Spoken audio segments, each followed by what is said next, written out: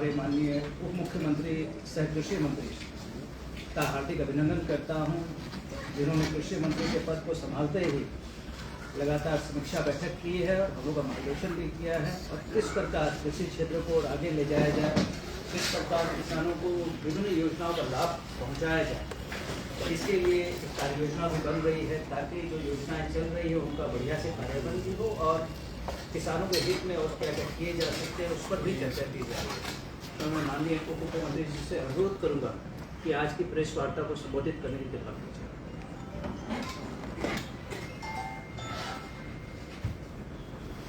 कृषि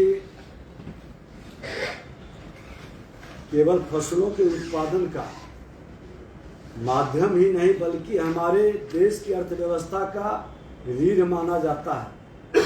कृषि प्रकृति का अमूल्य उपहार है और चमत्कार भी है, क्योंकि यही एक ऐसा प्रकृति का उपहार है जिसके एक बीज से अनेक बीज निकलते हैं। बाकी सभी जगह हम जो प्रोडक्शन करते हैं सिर्फ उसका रूप बदलता है। ये निश्चित तौर पर प्रकृति का सबसे बड़ा चमत्कारी उपहार है और हमारे यशस्वी प्रधानमंत्री जी किसानों को अन्नदाता के रूप में जो सम्मान दिया, उन्होंने ज्ञान शब्द को इससे जोड़ा, सम्मान का विषय बनाया। कृषि एक ऐसा माध्यम है जिसमें गरीब, युवा, अन्नदाता और नारी शक्ति चारों जुड़े हुए हैं, इस पर आधारित है। आज किसान हो, किसान के परिवार हो, उसके बच्चे हो और उसके साथ काम करने वाले हमारे श्रमिक हो। आपको जानकर करके ये खुशी होगा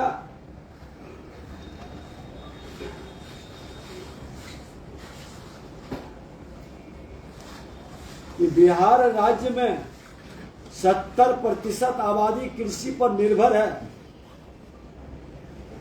और हमारे देश का कल्चर एग्रीकल्चर पर आधारित है।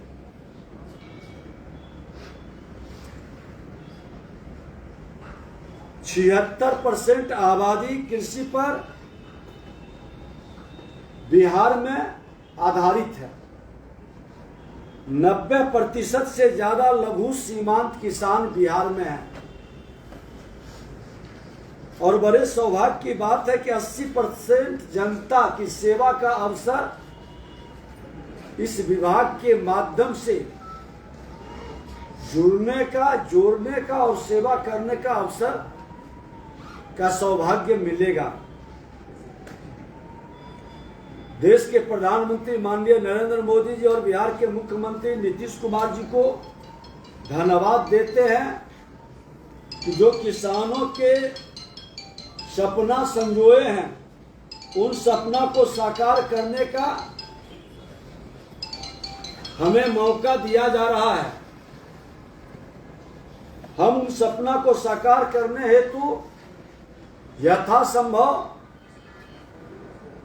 अल्प समय में बेहतर करने का प्रयास करेंगे। जो इसके विशेषज्ञ हैं उनका सानिध्य भी प्राप्त करेंगे। पूर्व के मंत्री कल माननीय अमरेंद्र बाबू, माननीय प्रेम कुमार जी, माननीय मंगल पांडे जी, सबके अनुभव को भी हम लोग संग्रहित कर गति को बढ़ाने का प्रयास करेंगे। किसान विकसित होगा तभी राष्ट्र विकसित होगा और प्रधानमंत्री जी ने जो कहा है कि देश को विकसित करना है, तो बिहार को बिना विकसित किए देश पूर्णतः विकसित नहीं होगा और बिहार को विकसित करना है तो जो 80% आबादी कृषि पर आधारित है, हम कृषि क्षेत्र को विकसित करेंगे और कृषि को राज्य की मौलिक योग्यता, उन्होंने कहा कि हम तभी सपना साकार कर सकते हैं जिस पर आधारित लघु कुटीर उद्योग को हम बढ़ा सकते हैं। हम कृषि किसानों को फिजिकल, डिजिटल और सोशल इंफ्रास्ट्रक्चर मुहैया कराकर समेकित विकास सुनिश्चित करेंगे। कृषि रोड मैप चौथा चल रहा है जो 2023 से 2028 तक चलेगा। कृषि जलवायु क्षेत्र, हम बिहार को गंगा नदी जो बिहार के लगभग बीचों बीच जाती है उसको 4 पार्ट में बांटेंगे, जो एक चंपारण का क्षेत्र है, एक पूर्णिया किशनगंज का क्षेत्र है, एक शाहाबाद पटना का क्षेत्र है और एक पूर्वी क्षेत्र भागलपुर लखीसराय ये बेल्ट है। ये जलवायु पर निर्भर करता है, पानी की उपलब्धता पर निर्भर करता है और मिट्टी का हेल्थ कार्ड भी अलग अलग उस दृष्टिकोण से, जलवायु के दृष्टिकोण से आता भी है। अब 1 करोड़ किसान पंजीकृत हैं जिसको किसान सम्मान निधि 80 लाख को जाता है। अब इन लोगों के माध्यम से हम पूरी पारदर्शिता के साथ सुलभता, सुगमता और संवाद संपर्क को भी बढ़ाने का प्रयास करेंगे। दलहन मसूर की खरीद अधिप्राप्ति इस वर्ष से की जाएगी, ये घोषणा भी हो चुका है। और दलहन क्षेत्र खास करके हमारा क्षेत्र जो है कालका बेल्ट, उसके लिए सरकार की बड़ी सजगता भी रहेगी, पूरे बिहार के लिए रहेगी।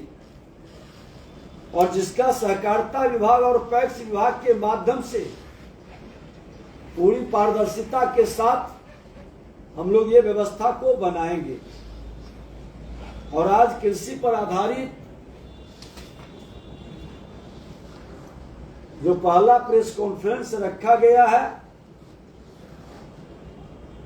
कृषक उत्पादक संगठन का एक मेला FPO 7 से 9 मार्च को आयोजित किया जा रहा है। किसानों के उत्पादन का सही मूल्य मिल सके, उस दिन निश्चित तौर पर हम लोग आपके साथ बैठेंगे विस्तार से। आज 6700 किलोमीटर रेल नेटवर्क और 2 लाख किलोमीटर सड़क संरचनाओं की उपलब्धता राज्य में है। इन बुनियादी ढांचों की सुविधा का लाभ कृषि के तीव्र विकास में लिया जा सकता है और कृषि और कृषक को इन बुनियादी सुविधाओं से एक नई गति देने का, इसके पहले हम पथ निर्माण मंत्री थे, तो किसानों के गांव तक देश के प्रधानमंत्री सड़क योजना हो, मुख्यमंत्री सड़क योजना हो, सबसे जोड़ा जा रहा है।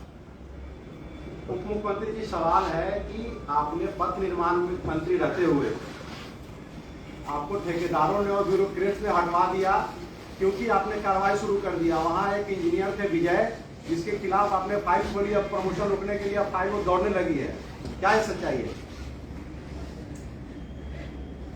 देखिए, आपको हम तो कला संस्कृति मंत्री भी थे जी। और 1 वर्ष की उपलब्धि आप लोगों को हमने बता दिया जी। खनन विभाग के अंदर भी अपनी उपलब्धि 1 वर्ष का बता दिया जी। पथ निर्माण विभाग की भी बीच बीच में प्रेस कर करके आपको उपलब्धि बताते रहे। और पथ निर्माण का भी जो 1 वर्ष की हमारी उपलब्धि रही है, तो आपको जानकारी दे दें कि पहले तो ये किसी की क्षमता नहीं है कि सरकार को प्रभावित कर ले। एक मिनट, मुख्यमंत्री SP सिंगला ने आपको हटवा दिया, चर्चा यही है मार्केट में। अगवानी पुल मामले में कार्रवाई के लिए आपने फाइल बढ़ाई। मैं आपको जानकारी दे दूं कि 28 जनवरी को हमने पथ निर्माण विभाग में ज्वाइन किया था।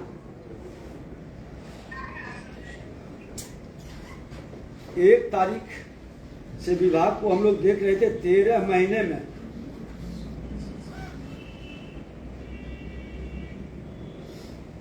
अपने कार्य को शुद्ध अंतःकरण से सम्यक निर्वाहन का प्रयास हमने किया है और जो भी विभाग का कार्य था उसको बेहतर हमने किया है।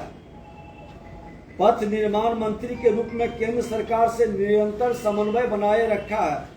Patna, Purnia, Buxar, Bhagalpur, Gorakhpur, Siliguri, Pashupatinath, Baijnath, Mokama, Munger high speed greenfield expressway जैसे 1 लाख करोड़ से अधिक के मेगा प्रोजेक्ट हम लोगों ने लाया। वहीं दूसरी ओर माननीय मुख्यमंत्री जी द्वारा अपनी प्रगति यात्रा के दौरान पथ निर्माण विभाग से जुड़ी करीब 52,000 करोड़ रुपए की योजनाएं घोषित की गई। मुख्यमंत्री जी, हम जो सवाल कर रहे हैं उसका जवाब नहीं मैं बता रहा हूं, धैर्य रखें। विभागीय प्रक्रियाओं को मिशन मोड में करने का प्रयास किए। पथ निर्माण विभाग से जुड़े हुए सभी माननीय सांसदों, विधायकों तथा विधान पार्षदों के साथ जिलावार हमने बैठक करते हुए 2024-25 और 25-26 के लिए उनकी प्राथमिकताओं के आधार पर करीब 200 योजनाओं को कार्य योजना में हमने शामिल किया है। यह प्रयास विभागीय मंत्री के रूप में पहली बार किया गया। पथ के बुनियादी ढांचों के रखरखाव को बेहतर बनाने के लिए ओपीआरएमसी की पूर्व स्थापित व्यवस्था को आम जन से जोड़ने का प्रयास किया गया। इससे पथ संरचनाओं से जुड़ी लोक शिकायतों के रियल टाइम मॉनिटरिंग में गुणात्मक बदलाव भी आया है। साथ ही योजनाओं के गुणवत्तापूर्ण और समयबद्ध क्रियान्वयन में भी व्यापक सुधार हुआ है। योजनाओं में पारदर्शिता, गुणवत्ता और समयबद्धता को सुनिश्चित करने के लिए हमने रियल टाइम फिजिकल और डिजिटल मॉनिटरिंग, फ्लाइंग स्क्वाड का सक्रिय उपयोग, तकनीक पर्यवेक्षण की सुगम व्यवस्था भी बहाल किया और विभाग से जुड़े अभियंताओं का मानव संसाधन का प्रभावी उपयोग सुनिश्चित करने के लिए नियमित प्रशिक्षण की दिशा में भी हमने प्रयास किया है। आपको विगत वर्ष बाढ़ के दौरान राज्य में जो आपका विषय आ रहा है कि व्यापक स्तर पर पुल पुलियों के क्षतिग्रस्त होने की घटनाएं संज्ञान में आई थी।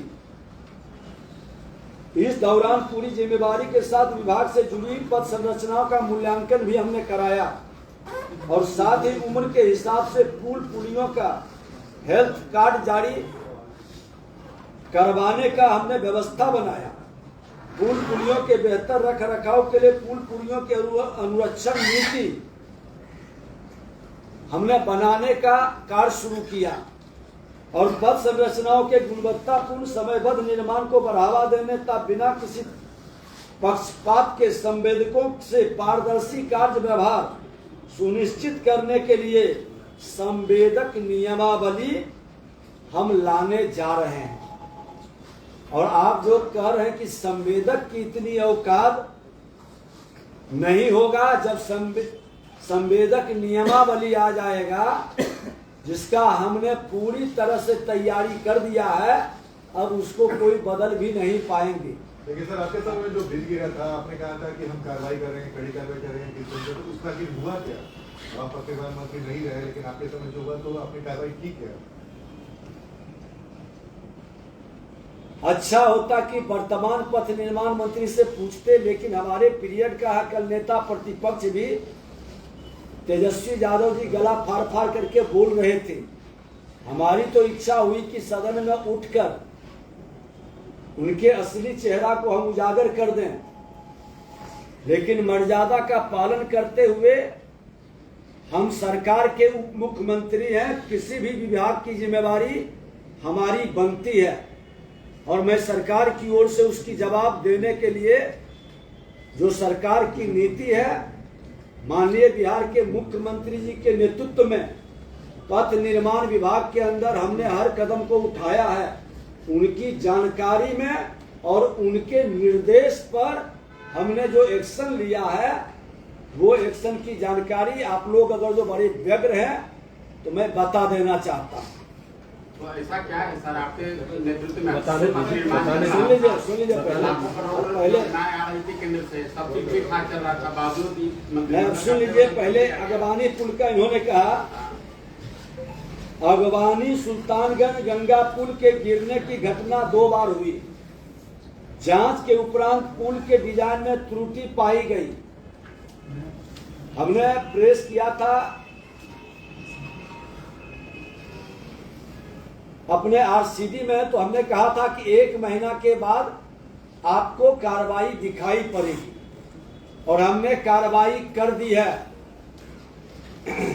इस परियोजना से जुड़ी मूल संचिका की मांग हम 8-10 महीने से कर रहे थे, लेकिन संचिका मिल नहीं पा रही थी। कहां संचिका था ये पता नहीं चल रहा था। बड़ी मेहनत से संचिका का कुछ पाठ हमको मिला, जो आप लोगों के प्रश्न उठाने के बाद और उक्त परियोजना से जुड़े संवेदक एसपी सिंगला के साथ राज्य के एक प्रभाव के पदाधिकारी प्रवर्तन निदेशालय के जांच के दायरे में भी ये मामला चला गया।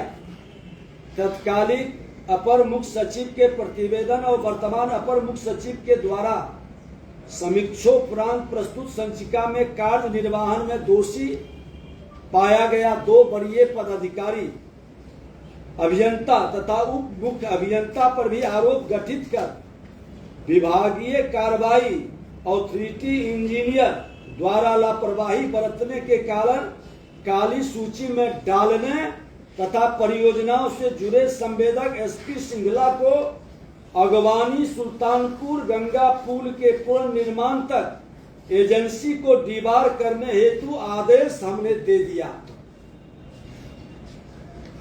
साथ ही आगे के पुनर्निर्माण हेतु विकास आयुक्त की अध्यक्षता में एक कमेटी गठित करने का भी हमने आदेश दिया। ऐसा नहीं है कि कार्रवाई नहीं की है, हमने कार्रवाई किया है।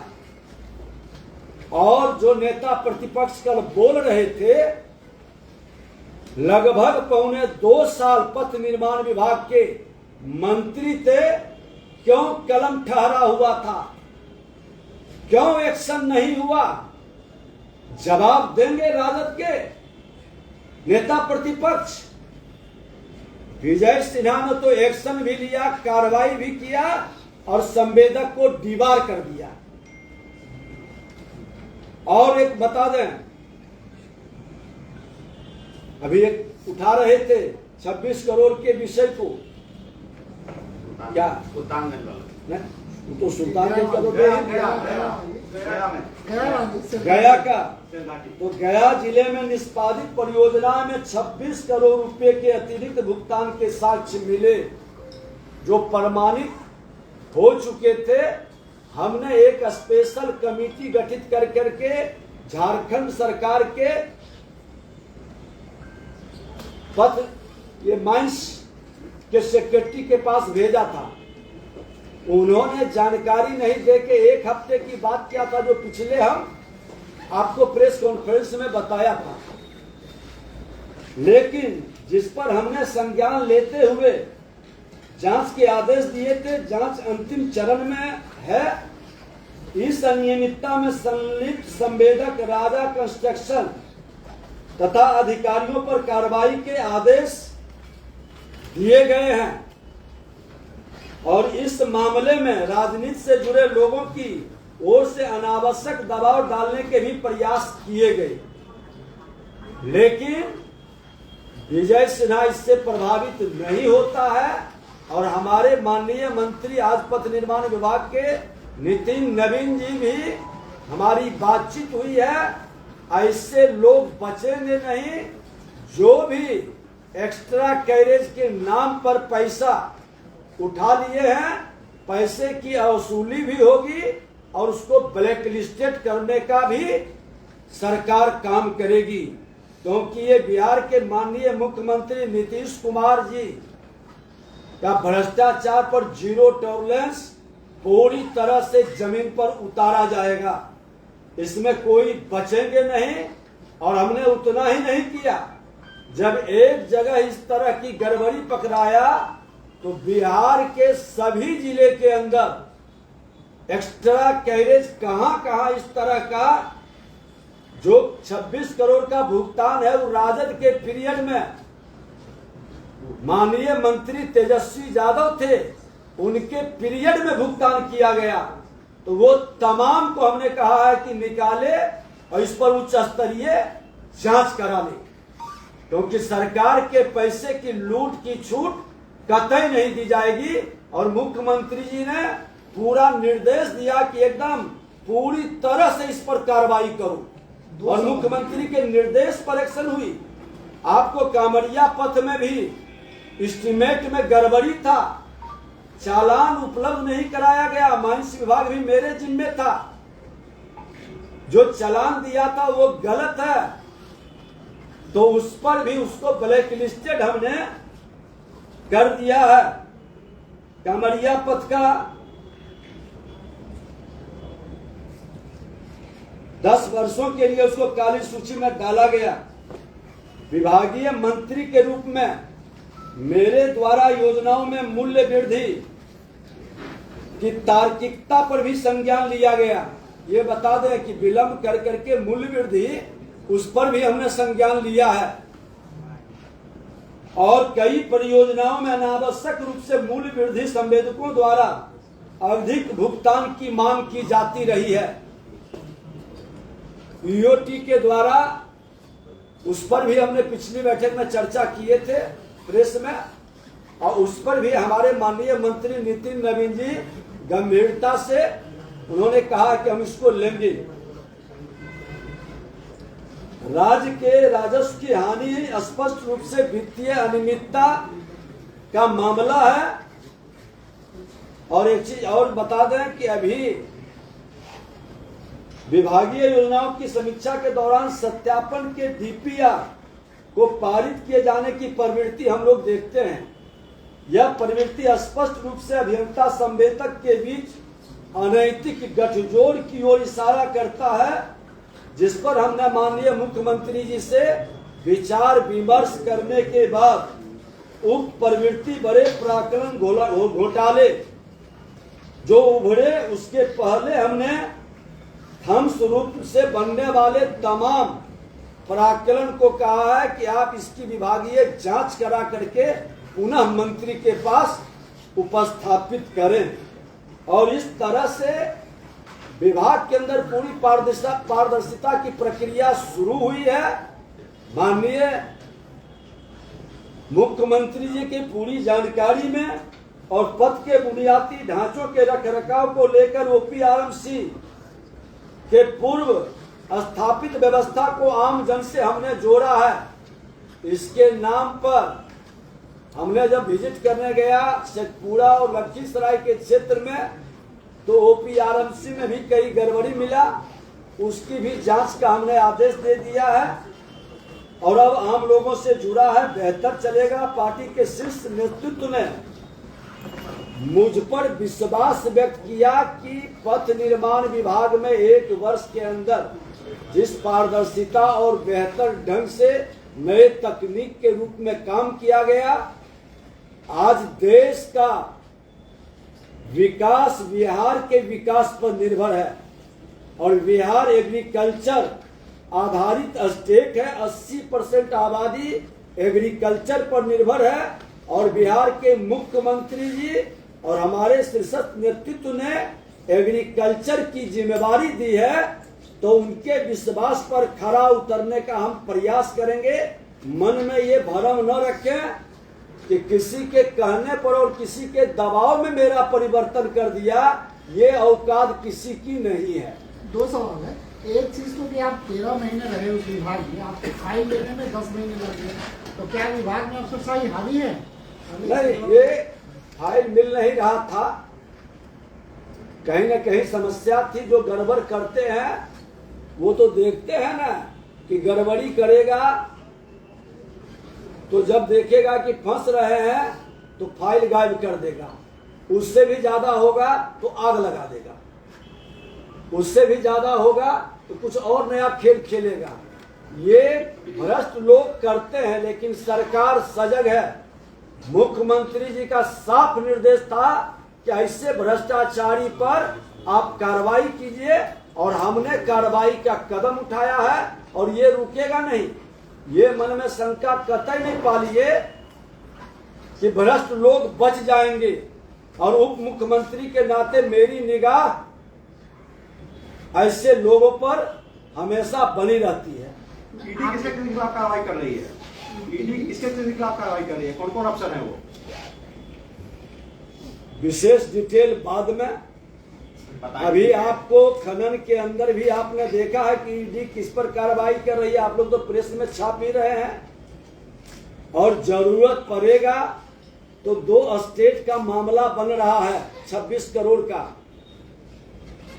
अभी उसमें एक नया प्रगति हुआ था, खनन विभाग से जुड़ा हुआ, जो आरटीआई से मांगा गया और जो मेरे विभाग के द्वारा मांगा गया तो दे दिया कि ये चालान फर्जी है। बाद में वहां लगता है कि कहीं न कहीं व्यवस्था बना के एक डुप्लीकेट लेटर निकलवा करके लाया। उसी के लिए हमने सेक्रेटरी से मांगा है कि झारखंड सरकार का सेक्रेटरी लिख के दे, और कब 2 स्टेट की मामला को भारत केंद्रीय जांच ब्यूरो के द्वारा संज्ञान लिया जाएगा, और खनन के अंदर भी ऐसे लोगों को बख्शा नहीं जाएगा।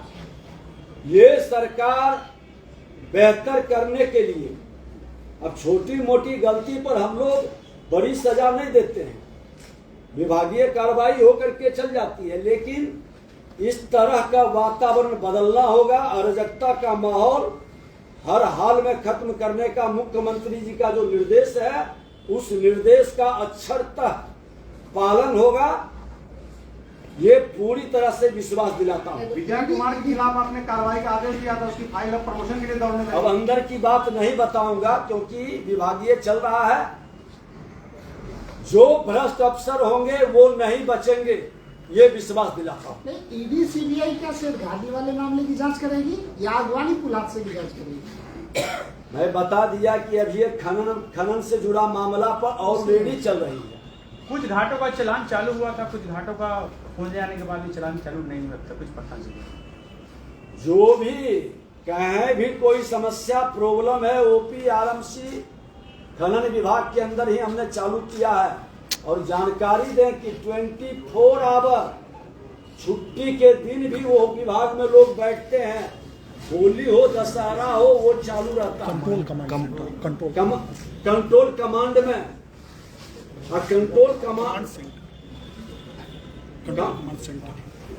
कंट्रोल कमांड सेंटर में ये हमारा ऑलरेडी ड्यूटी लगता है सबका, उसका प्रॉपर हमारे सेक्रेटरी मॉनिटरिंग करते हैं, डायरेक्टर के देखरेख में काम होता है।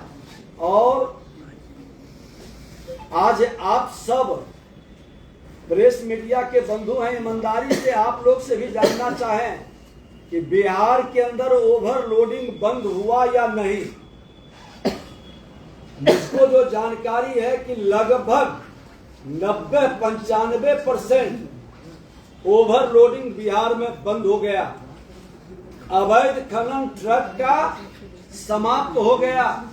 ट्रैक्टर से कुछ, हम तो एक इनाम भी घोषित किए हैं कि ट्रक वाले को बड़ी गाड़ी को पकड़वाएंगे तो 10,000 रुपया इनाम, और छोटी गाड़ी ट्रैक्टर को पकड़ाएंगे तो 5,000 इनाम।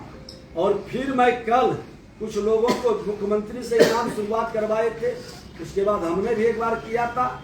कल खनन विभाग के अंदर भी हम इनाम कुछ लोग को और देंगे, जो बिहारी योद्धा के रूप में अवैध खनन ओवरलोडिंग के वातावरण को खत्म कर रहा है। अगर जो सरकार की मंशा साफ है, इसलिए हम खनन विभाग में सफल हुए हैं। कुछ बहुत कम मात्रा में भ्रष्ट लोग हैं जो कि गलत को बढ़ावा देने का प्रयास करते हैं, वो सफल नहीं होंगे। वो कई तरह के बहुरचना रचेंगे, हमारे आपके साथ रहने वाले लोगों के बीच भी भ्रम फैलाएंगे, प्रभावित करने का, बदनाम करने का प्रयास करेंगे। आज कई प्रेस मीडिया के लोगों के माध्यम से सूचना मिली कि साल भर से खनन विभाग के अंदर सब चीज ठीक चल रहा था, और अभी ट्रक वाले हड़ताल कर दिए क्योंकि खनन नीति खराब है। अरे भैया, खनन नीति खराब थी तो साल भर से चल कैसे रहा था? तो ये वातावरण बनाने का माफिया लोगों के द्वारा एक सुनियोजित षड्यंत्र चलेगा। विजय सिन्हा उससे न भयभीत होता है, न लोभ, न भय और न मोह। ये प्रभावित नहीं करेगा। जो सही लगेगा वह एक्शन हम अवश्य लेंगे। होने के बावजूद कुछ घाटों का अब तक चलान चालू नहीं हुआ है। सर, एक लिखित देंगे, तुरंत एक्शन होगा। सर, सिंगला को डिवार करने का आपने आदेश दिया है, तो फिर वो पुल का निर्माण होना है, कैसे पुल का निर्माण? उस पुल के निर्माण तक ही हमने दिया है। वो पुल के निर्माण जब तक नहीं होता है तब तक कोई भी टेंडर में वो भाग नहीं लेंगे। विजय सर, आपके समय में भी कभी फाइन ज्ञान हुआ या फिर आग लगी, ऐसी घटना आपके समय में हुई क्या? अभी तक तो साल भर से हमारे तीनों विभाग में तो नहीं हुआ। और मैं इसके पहले भी मंत्री थे उस समय। देखिए, ये सरकार भी बड़ी सजगता से आज हमारे कई लोग निगरानी के माध्यम से पकड़े जा रहे हैं। बिहार के मुख्यमंत्री जी कई भ्रष्ट पदाधिकारी को पकड़े भी हैं और इस तरह के काम करने वाले पर नजर भी रख रहे हैं। बिहार अब विकसित बिहार बनाना है तो एक चीज स्पष्ट सुन लें कि करप्शन और क्राइम मुक्त बिहार के लिए सरकार संकल्पित है। करप्शन और क्राइम से बेहतर निकाल कर बिहार को हम विकसित बनाएंगे। धन्यवाद। वो चीज मुख्यमंत्री जी स्पष्ट कर दीजिए, ईडी किस मामले में जांच कर रही है और सीबीआई किस मामले में जांच कर रही है? वो सब तो आप ही निकालते हैं। आप ही ने बताया है प्रेस में ही कि ईडी किसके किसके यहाँ जांच की है। अभी खनन के अंदर में, अब उतना विस्तार में जाएंगे तो फिर खनन में बैठेंगे तब। अच्छा, ये कृषि वाला बता दें, 7 से 9 मार्च एफपीओ मेला कहाँ लगेगी? ये यहीं पर लगे, कृषि भवन में लगेगी। और कृषि विभाग में आग्रह करेंगे कि जैसे आप लोगों का स्नेह बिहार सरकार को मिलती है, कृषि को हम सब की जिम्मेवारी है, हर बिहारी का जिम्मेवारी है कि इसको आगे बढ़ाएं और पूरी पारदर्शिता से केंद्र सरकार और राज्य सरकार की योजनाओं को हम लोगों तक पहुंचाएंगे।